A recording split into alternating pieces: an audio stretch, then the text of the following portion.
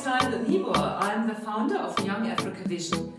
Welcome to this episode of Young Africa Today. In this episode, I'm going to focus on the fifth strategic focus area, where I believe we have an opportunity to create businesses in every single community across Africa, and that is Young Africa Health. Now, I've always been interested in the health sector and in health services. I've always somehow had an interest in this, not only because as a 3-year-old I wanted to become a medical doctor, because I really wanted to help people and I thought that the best way of helping people would be to be a doctor. But also because as a child I was quite ill. I had a sickness that kept me in bed for many months when my other friends were at school playing and doing sport. For a number of years I wasn't allowed to do any sport. And so I became very conscious of the impact of health on one's life at a relatively early age. Then later, when I moved to the city to study, I actually had many health issues that were related to allergies, because I've grown up in a very natural environment, and coming to the city, my body was reacting acutely against the pollution. And so doctors couldn't really help me. I remember going to a specialist to get an allergy test done. And he did that scratch test where they scratch your arm and put all kinds of reactive materials on your arm so that they can identify what substance one is allergic to. And after that exercise, my arm was standing like this, and the doctor said, "I'm really sorry, but the only advice I have for you is to live on the moon, because you're allergic to everything on Earth." And so I came to realize that there is also a boundary to what Western medicine can do, and in general, of course, what medicine can do. My key interest in health started when I read a book by a couple by the name of Harvey and Marilyn Diamond. They wrote a book in the 80s called Fit for Life, and this book really had an impact on my life, because in the book they described so clearly how what we eat affects the way we feel and the way our body can cope. And so that really became my guideline for living healthily and making healthy choices. And this has really served me so well. I have not had to really have any medical treatment ever since that time. I've had the odd flu, which would disappear after 2 weeks. I mean, you know that thing about if you have a flu, it will disappear. You know, if you don't take medicine, it will disappear about after 2 weeks. And if you take medicine, it will disappear after 14 days. That is about my approach to health. And that is what I have experienced, is that God has made our bodies beautiful. Of course, there are exceptions, and of course, there are many things beyond our control. But I always believe that we humans must use the knowledge that is available, that God has already made available through all the centuries of human existence, and use that to do what we can to stay healthy. And then we must put what we can't do in God's hands. We must do what is possible, and we must leave the impossible to God and give Him space for miracles. That is really how I have lived my life, and that is what I can just encourage you to do.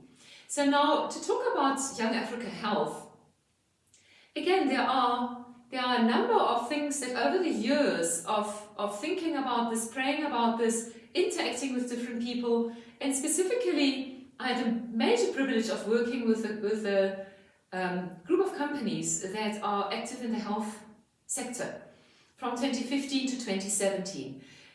The one company is a company that actually is specializing in diagnostic equipment. This was a real eye-opener for me, in the sense of how far technology has advanced, whereby a medical doctor, a general practitioner, can actually now have access to equipment that is making it possible for him or her to get diagnostic test results immediately in their own practice at a much, much lower cost than it used to be by having to send blood samples to a laboratory with very expensive, highly skilled people whose knowledge to a certain extent in terms of the basic tests has been has been replaced by machines. Machines can do this now.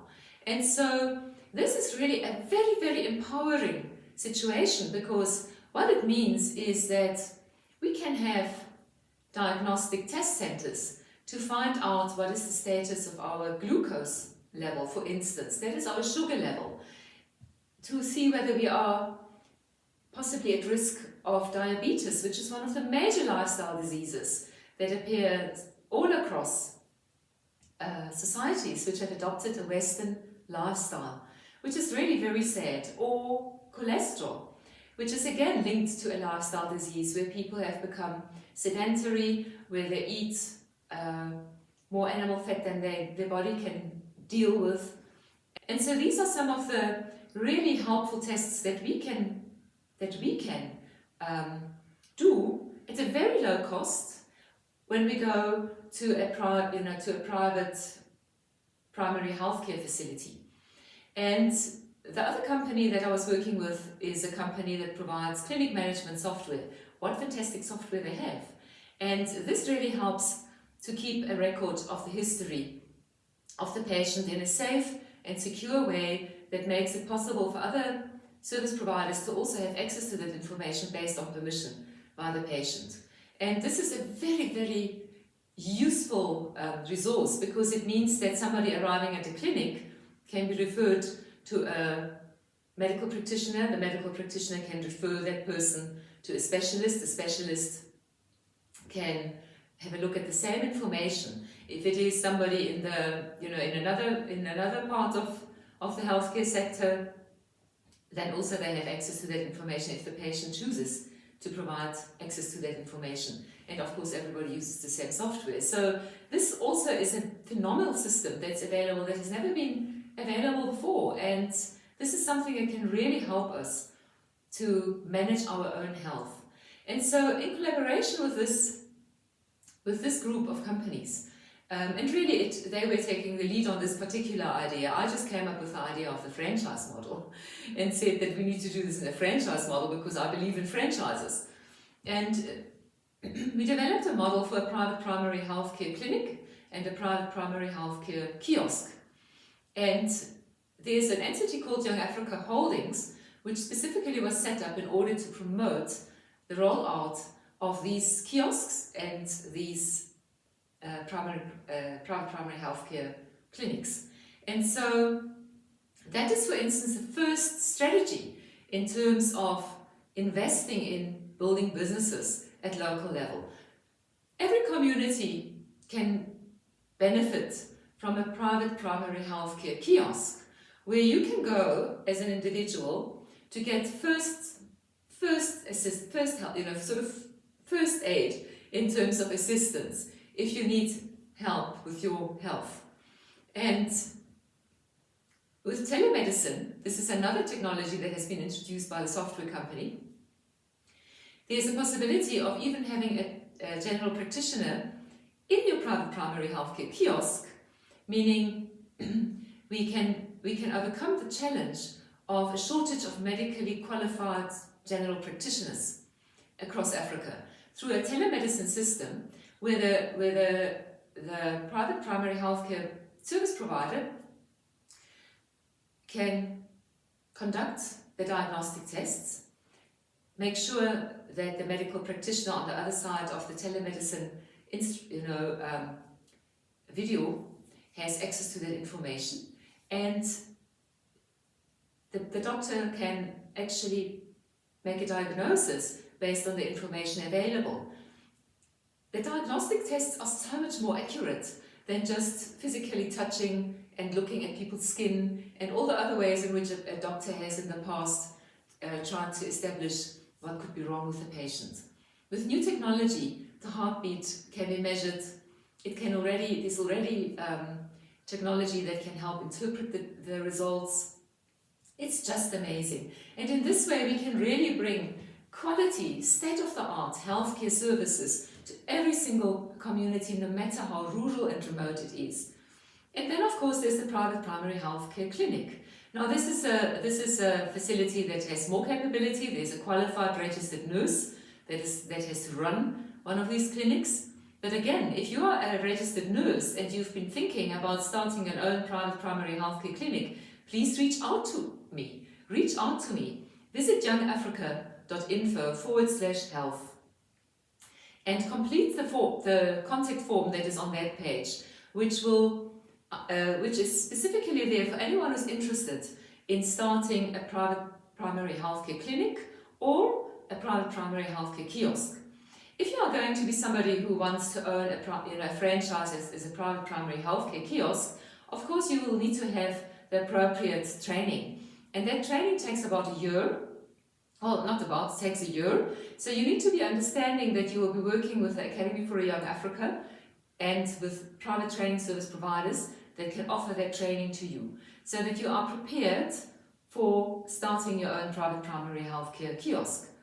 At the same time, that year of preparation is very good for you. Firstly, you don't have to leave home to get the basic training. There is a part of the training that is practical, but that is block training, and that can be organized in partnership with a clinic near you, or in partnership with a medical practitioner near you, or in partnership with a hospital near you. So these are all possibilities in terms of spreading out and creating more opportunities for more young people to become active in the healthcare sector. The other health business is really a fitness center. We need to have more places where people can come together and do exercises. We don't need fancy gym equipment. In fact, weightlifting and all of those things are really not the best way necessarily of keeping your body in shape. Very often they overextend your muscles, and when you stop weightlifting, then you start developing fat at the same time. I really believe that we need to use our body in the way that it is, in the way God has made it, and use some knowledge that people have developed over years to be able to manage our own level of fitness. This is what I have done, and I really am not somebody who is a fitness fanatic in no way. And these are things like dancing, stretching and relaxing exercises, using your own body weight for resistance, to build muscle mass and to strengthen your bones. And all of these things are things that can be learned. And so one of the courses that the Academy for Young Africa will be presenting is a course for fitness training, so that you can start your own fitness training center as a franchise business. There's an opportunity for 3 people already. For a registered nurse to own her own private primary healthcare clinic, for a health practitioner who's being trained to become a primary healthcare worker, to own a private primary healthcare kiosk, and for a fitness trainer who can teach people how to use their body and who can organize fitness classes in a space that is clean and that is safe, and where you can bring groups of people together. Of course, there's the whole range of sports around that, in terms of soccer coach, cricket coach, all kinds of sport coaches that also are individual little franchise businesses that we will roll out as part of the Young Africa School program, but which also can be in the same way offered to the community in general. So there is so much opportunity to create enterprise in the sports management sector, or the fitness management sector, and at the same, and identify talent and help them to develop, to become stars on a national level and international level. From many of these rural communities have highly talented young children that are really good at sport, and the opportunity to enter the world stage is just very, very limited.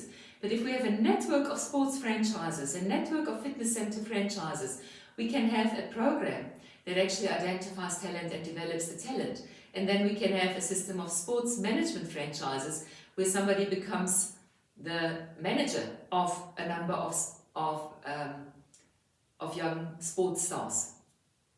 So these opportunities are quite amazing, and at the same time we can have a system of building sports facilities as franchise-based businesses, so that we have soccer stadiums which are privately owned and where people pay to make use of it. And these are things that can be possible. especially in high-density areas where there are a lot of people living with very little infrastructure. Somebody's got to start building that infrastructure, and we can't wait for our governments to do it. We, the entrepreneurs, have to do it. We have to do it, and private investors have to put their money there so that we can create healthy communities all across Africa, healthy and safe communities. A lot of the crime that happens across Africa is really crime of frustration, crime of lack of expression of ability of being able to do something, and so many young people lose hope, go into the route of taking drugs and move into crime. It is a terrible waste of human potential, and we need to stop it. And so building businesses that actually can tap into the strength of young people and help them also to encourage elders, everybody in the village, to start taking responsibility for their own health and staying healthy. One of the critical aspects of health in many parts of Africa is the whole thing around reproductive health and sexual health. And there we have had to deal with situations that are completely unnecessary in terms of sexually transmitted diseases. If young people understand that sex belongs in marriage, if you understand that sex is not for you, if you are not married, it's not for you, and you just leave it because it's not for you, and you simply focus on developing other parts of your life and place your desire for a wife or a husband into the hands of God, and He will send you the right person, and He will create opportunities for you to meet the right person if you commit this desire to Him in prayer. I have personal experience about that, although I wasn't even the one praying, it was my mother praying. So mothers of Africa, pray for your children. Fathers of Africa, pray for your children, and create an environment where they can be safe, so that where they are loved, so that they don't feel that they need to look for love outside of the house. They need to find enough love inside the house. This is just something around emotional health, around mental health. And so, of course, there are also opportunities for franchises, and in fact I've developed 3 models for that, which is around counseling. There's a model for counseling, basic counseling, helping people to understand their challenges, helping people to understand themselves better. And these are not spaces for qualified, highly qualified psychiatrists, but there is still training that is needed to undergo before you can become a general counsellor of somebody. You still need to have background training. And again, the Academy for Young Africa will work with private training service providers to provide this kind of training to you, mainly online, with block training in terms of face-to-face sessions, so that we can really grow our capability. So many, poverty brings so much trauma with it. So many people have a lot of hurt in their hearts, especially when there was self-inflicted poverty like alcohol addiction or drug addiction in the family. And people have done things to other people because they weren't consciously doing it. So many of our young children have been abused sexually, and these are real health issues. And these are real mental health issues, emotional health issues. And we need a lot more people who can help with counseling to help everyone to come over that. And the most important counselor is our Lord and Savior Jesus Christ. And the counseling that we are going to be promoting is based on the teachings of Jesus Christ in the Bible and on biblical teachings. And the principles are around forgiveness, forgiving the person who did something to you, and forgiving yourself as the victim, and accepting that forgiveness. And you cannot do that unless you have the Holy Spirit to help you in that process. And it really is one of the critical aspects of restoring health and healthy families and healthy communities and healthy societies, is being able to deal with the past and knowing that you can have a fresh start in the name of Jesus Christ.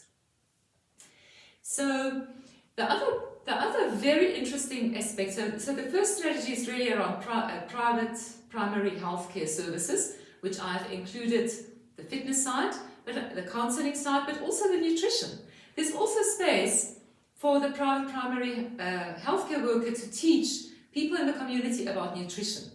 And then of course there's also space for a nutritionist to help look at people who are overweight, because there are many people who are overweight, who actually are at risk of diabetes or already have diabetes, or who are at risk of heart attacks and already have high cholesterol, to see somebody who is specifically trained in nutrition. Again, the kind of nutrition, the kind of training that I'm promoting through the Academy for Young Africa is not very expensive, costly university level training. It is training that is required and that is sufficient to help one human being help another human being make better decisions with their life, by sharing resources with them so that they can read those resources, that they can understand the processes of the body, and that they can make decisions of how to choose to live their life from then on. So those are all the first level, sort of calling it the first level of healthcare. Then we have the normal Western medical care, which many governments in Africa are trying to offer. And there are some private practitioners who are trying to offer that. And we are not going to get involved in that industry. What I do see a huge opportunity for, however, is complementary healthcare facilities. If you look at the Great African Rift, it runs from Israel all across the east coast of Africa, in the mountain ranges. In fact, I was born close to one of these, well, I was not born, but I grew up close to one of these mountain ranges, and the educational non-profit organization that my husband and I have been responsible for many years is located right inside the Great African Rift mountain range in South Africa. And everywhere along this Great African Rift, there are thermal springs, hot springs, beautiful hot springs that are not developed. Now, I know that I talk about things I've seen in Germany, but it was really an eye-opener for me. And coincidentally, and I don't think it's coincidentally, I think God placed me there specifically. The little village where I worked as an au pair is called Baden-Weiler. And it really means bath town, or bath village. And it has old Roman baths that the Romans built there in order to relax, because in ancient times the Greeks and the Romans and other cultures all over in the Bible, you also read about baths.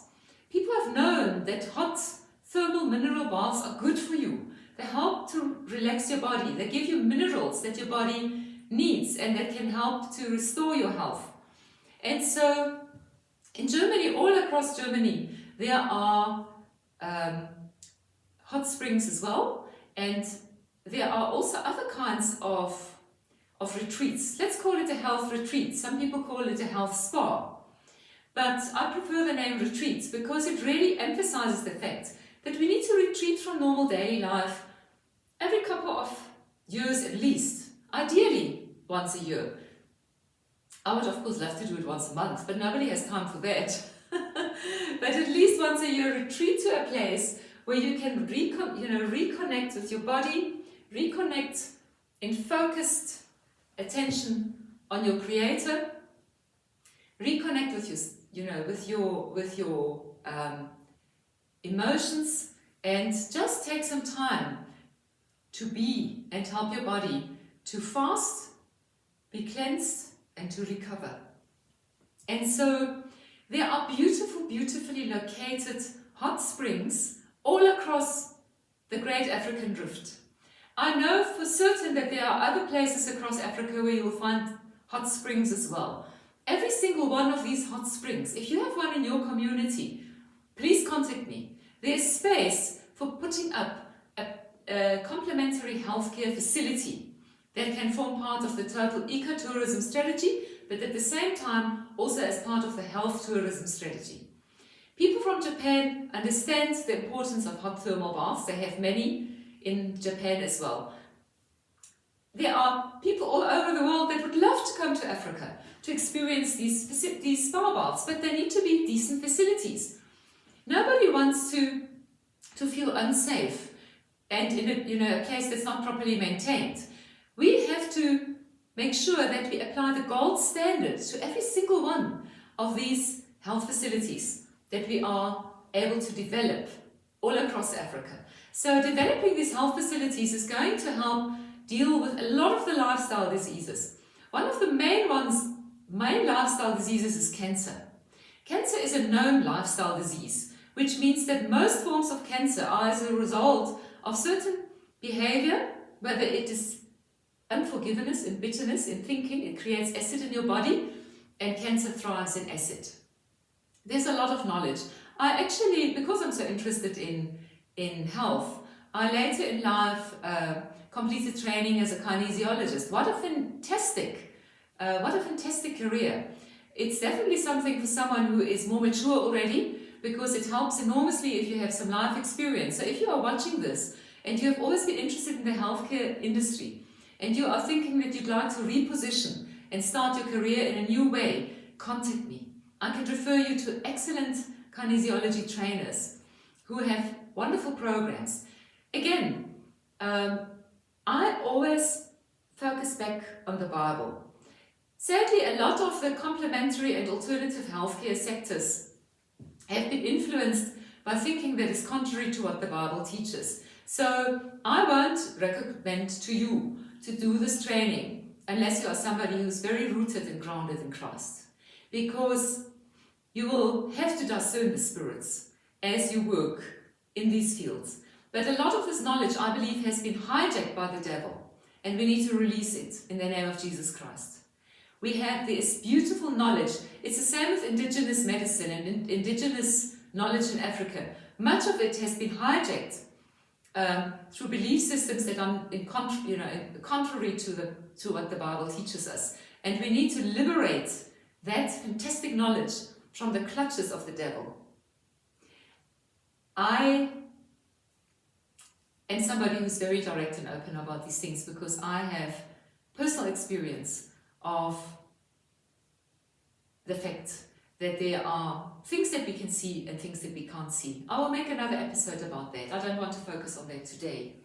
But it is a very important part actually in terms of talking about healthcare, is that there are specific conditions, specifically certain forms of depression that are spiritual and not chemical. There is definitely chemical depression, because the body has a shortage of certain things, and this often happens as a result of shock or trauma, but there is also spiritual depression, and I won't unpack that now, but I will do so in a future episode. But all of these things are really opportunities and needs that we need to address, and where there is a need, there's an opportunity to make a living from that need, a decent living, not a living that is ridiculously preying on the desperation of people. This is one of the aspects that really puts me off from much of what I have seen in the Western medical system, is that the consciousness of care has been replaced by a consciousness of commerce. A consciousness of care has been replaced by a consciousness of commerce. So procedures are proposed and drugs are proposed that are not necessarily assisting the person, but they have a commercial element to them. And this is something that we must avoid at all costs in Africa. We must avoid it. There is fantastic knowledge, and there is fantastic technology, and there is fantastic state-of-the-art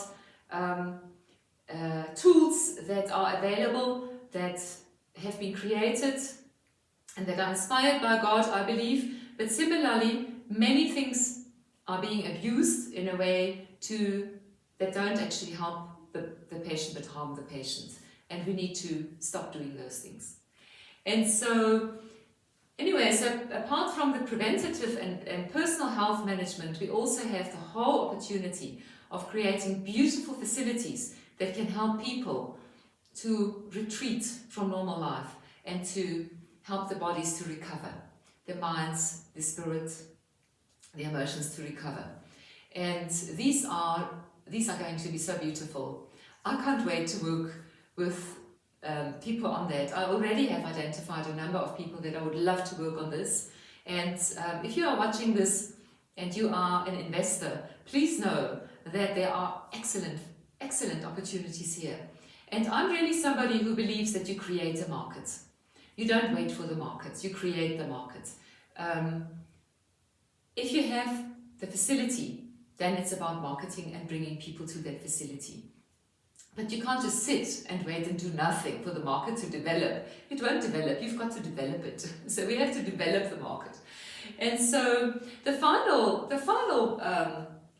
opportunity that I see is specifically in the space of specialist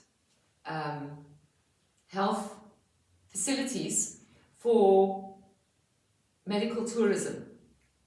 And there I do believe specifically in oncology care centers that offer an alternative to what is offered in other parts of the world. I'm also talking about things like cosmetic surgery.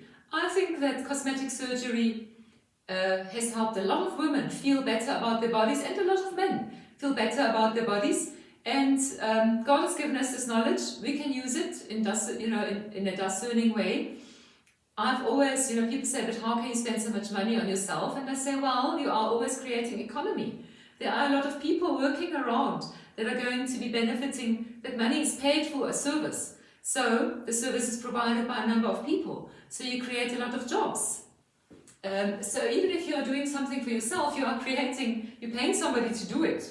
So you are creating opportunities for others. And I think that is completely biblical in terms of loving each other and serving one another. And money is a form of exchange, of making that exchange possible. So I really think that there are very particular alternative, very particular opportunities in the medical or in the field that are not really medical. I mean, it's cosmetic, some medical, but it requires the necessary medical knowledge. And the same with the oncology, it requires necessary knowledge. And then there are other specialist centers that are needed. There are long waiting lists for all kinds of organ transplants and all kinds of things. And if we improve the logistics around these things, we can help a lot more people live longer, and children grow up. And these are tools that God has given us, and we can use them. So if we have greater access to information about people and about organs, I'm absolutely not saying that we must have a system of buying or selling organs. That is horrible to even think about that. But the fact of the matter is that there are many people in Africa who could donate an organ if they wanted to. And this could help everybody else in Africa, in the first instance, to have better quality of life. And so not having these systems, which are working well in other parts of the world, is really to the detriment of people living in Africa. We need to create opportunities so that this knowledge can also be accessible to people in Africa. And so there is opportunity for that. And if you have specialists that are able to do this work, they can offer that service to people from anywhere in the world. Some countries have national healthcare systems where there are long waiting lists, and there are some people who don't want to wait so long. So dentistry is another field that we can really work on, creating centers which are combining a safari holiday with a dentistry intervention. Why not? These things, if you've got a sore mouth, you can still enjoy looking at the animal instead of focusing on your sore mouth. I'm just thinking that there are a lot of things that we can do in an innovative and creative way. I know I can get a bit much. Nico, my husband, used to say to me, please, just one idea today. Got a headache from all of my ideas. But I believe that these ideas are possible and practical, and we should just make them happen. So anyway, that was enough from me on this episode of Young Africa Health. I have one last thing that I have to say. There's the whole aspect of elder care. Africa is a continent of youth, but Europe is a continent of people who have lived very long and who are living very long, and the number of youth is less. And so we should really partner in terms of giving opportunities to youth in Africa to serve the needs of elderly people in Europe. And in that way, broaden the mind, have an opportunity to earn some money, come back home with some cash saved, buy a franchise, have a life. I'm just seeing beautiful opportunities for interaction between Europe and Africa. And this will also help to stop the flow of immigrants from Africa into Europe. If we can organize opportunities where we create exchange programs or youth work opportunities, and then that are part of a program that really help that young person to generate sufficient income so that when they come home, they can have a livelihood by buying a franchise. Isn't that a beautiful idea? I love it. Anyway, thank you very much for watching this.